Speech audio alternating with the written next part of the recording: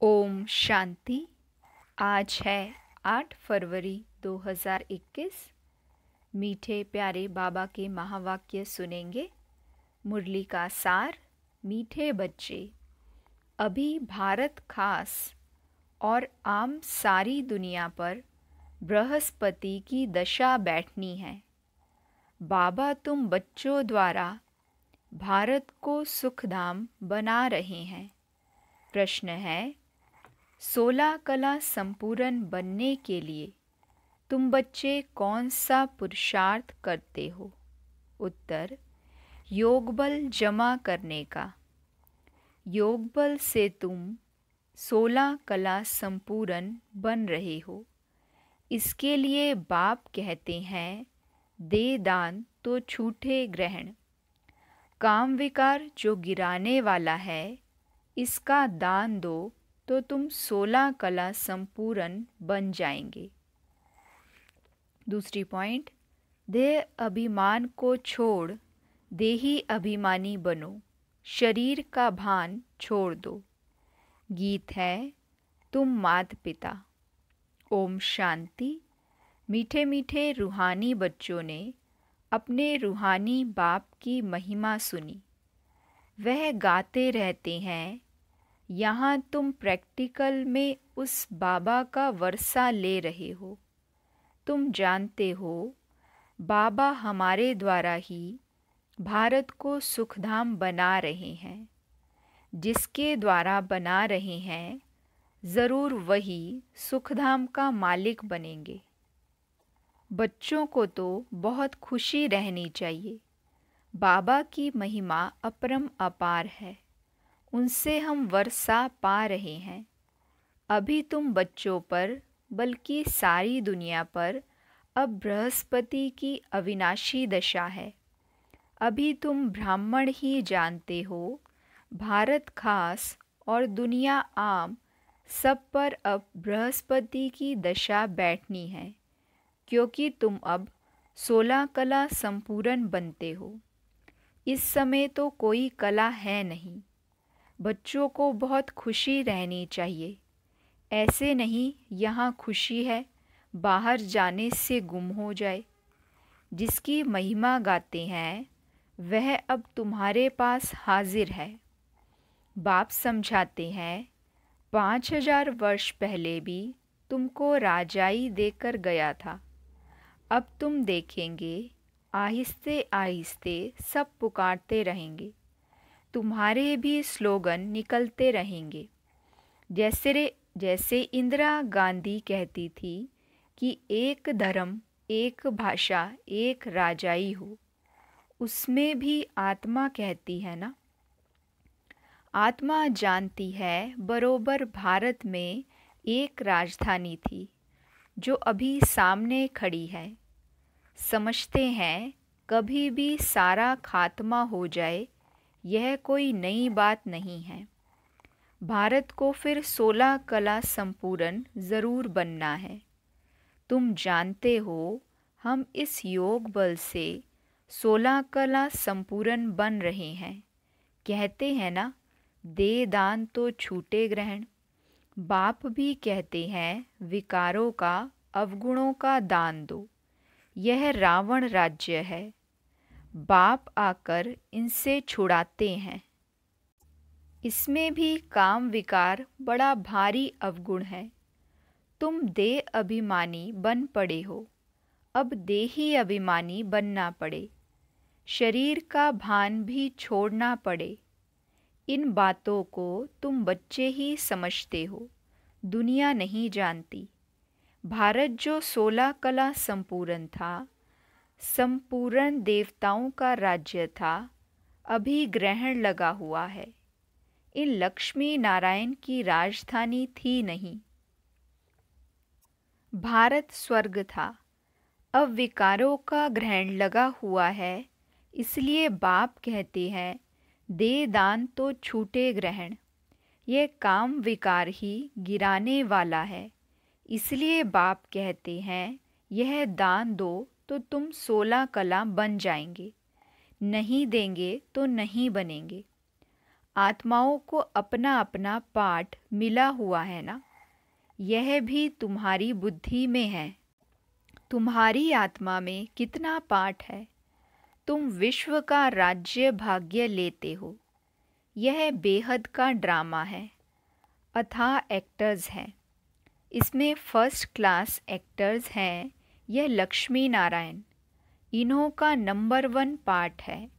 ब्रह्मा सो विष्णु सो ब्रह्मा सरस्वती, फिर ब्रह्मा सरस्वती सो विष्णु बनते हैं।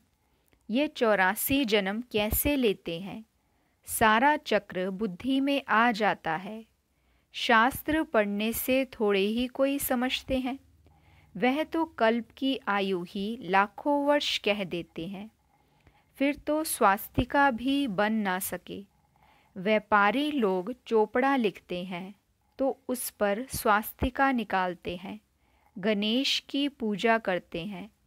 यह है बेहद का चोपड़ा। स्वास्तिका में 4 भाग होते हैं। जैसे जगन्नाथपुरी में चावल का हांडा रखते हैं, वह पक जाता है तो 4 भाग हो जाते हैं। वहाँ चावल का ही भोग लगाते हैं क्योंकि वहाँ चावल बहुत खाते हैं। श्रीनाथ द्वारे में चावल होते नहीं। वहाँ तो सब सच्चे घी का पक्का माल बनता है। जब भोजन बनाते हैं तो भी सफाई से मुंह बंद करके बनाते हैं। प्रसाद बहुत इज्जत से ले जाते हैं। भोग लगाकर फिर वह सब पंडे लोगों को मिलता है। दुनिया में जाकर रखते हैं। वहाँ बहुत भीड़ रहती है। बाबा का देखा हुआ है। अब तुम बच्चों को कौन पढ़ा रहे हैं। मोस्ट बिलवेड बाप आकर तुम्हारा सर्वेंट बना है। तुम्हारी सेवा कर रहे हैं। इतना नशा चढ़ता है। हम आत्माओं को बाप पढ़ाते हैं। आत्मा ही सब कुछ करती है ना।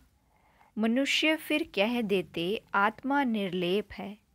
तुम जानते हो आत्मा में तो 84 जन्मों का अविनाशी पाठ भरा हुआ है। उनको फिर निर्लेप कहना कितना रात दिन का फर्क हो जाता है। यह जब कोई अच्छी रीति मास डेड बैठ समझे तब यह पॉइंट्स बुद्धि में बैठे। दिन प्रतिदिन पॉइंट्स तो बहुत निकलती रहती हैं। यह है जैसे कस्तूरी। बच्चों को जब पूरा निश्चय बैठता है तो फिर समझते हैं बरोबर परमपिता परमात्मा ही आकर दुर्गति से सद्गति करते हैं। बाप कहते हैं तुम पर अभी बृहस्पति की दशा है। मैंने तुमको स्वर्ग का मालिक बनाया। अब फिर रावण ने राहु की दशा बिठा दी है। अब फिर बाप आए हैं स्वर्ग का मालिक बनाने, तो अपने को घाटा नहीं लगाना चाहिए। व्यापारी लोग अपना खाता हमेशा ठीक रखते हैं।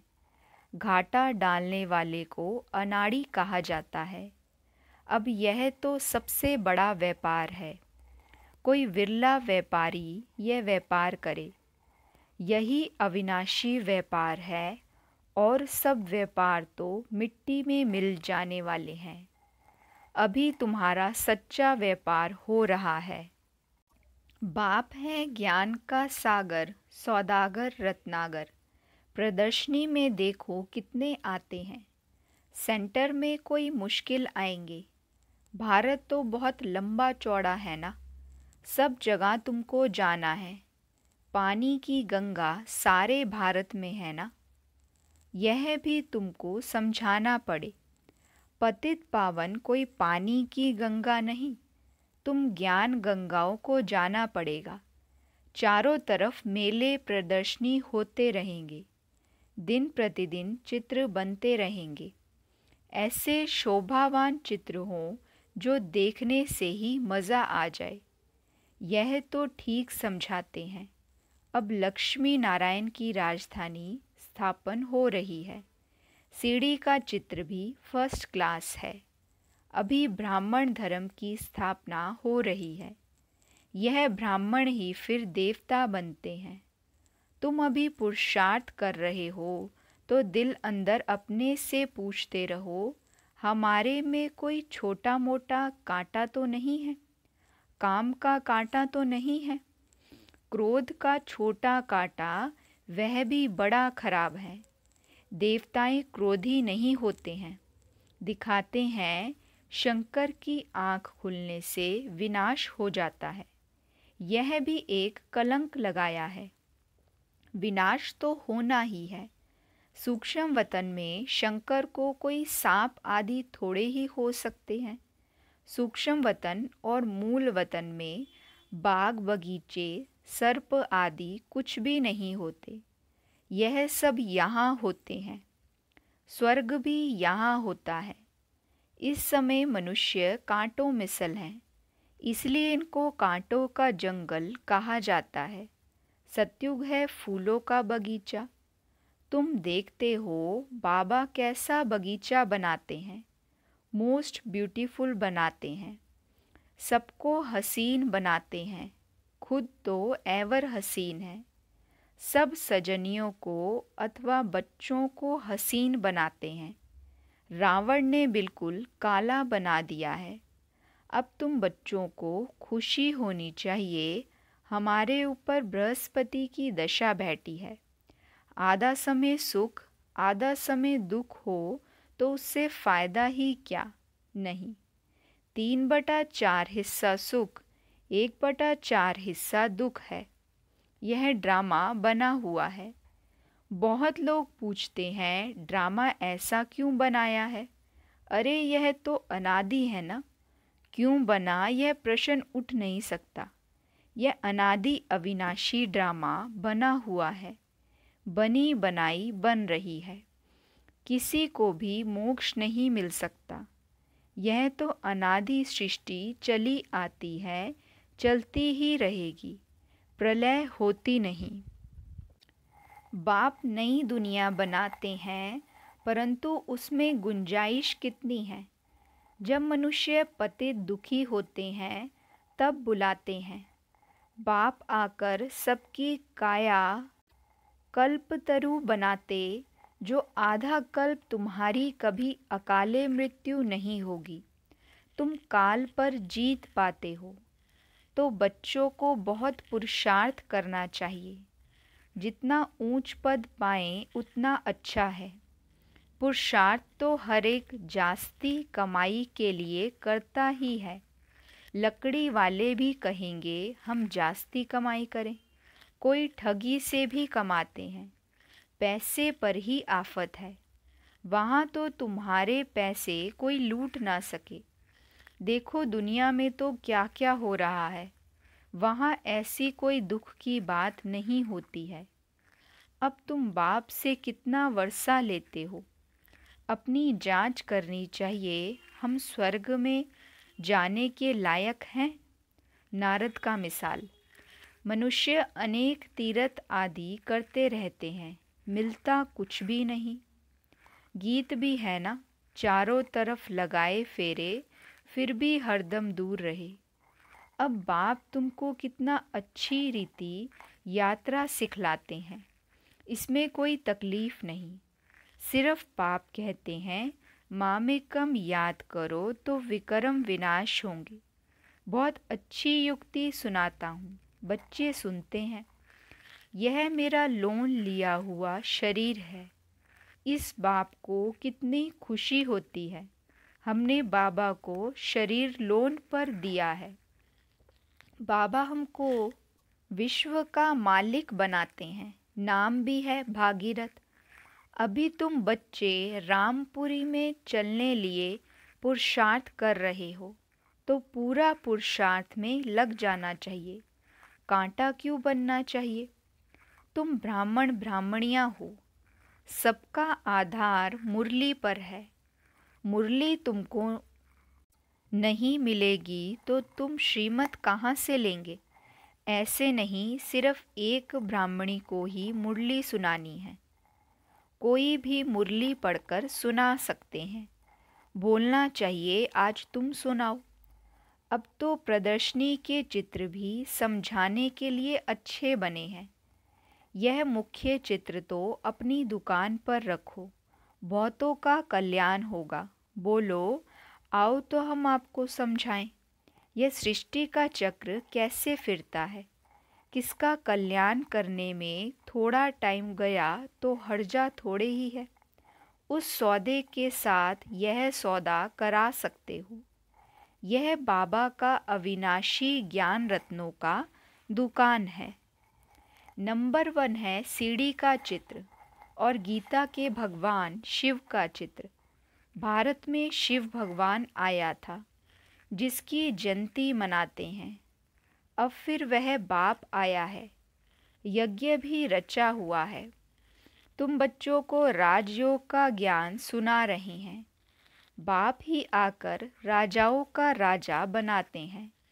बाप कहते हैं, मैं तुमको सूर्यवंशी राजा रानी बनाता हूँ, जिन्हों को फिर विकारी राजाएं भी नमन करते हैं।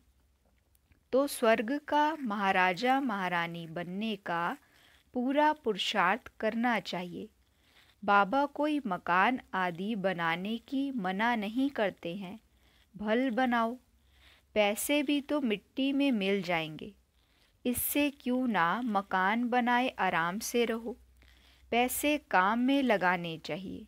मकान भी बनाओ, खाने के लिए भी रखो, दान पुण्य भी करते हैं।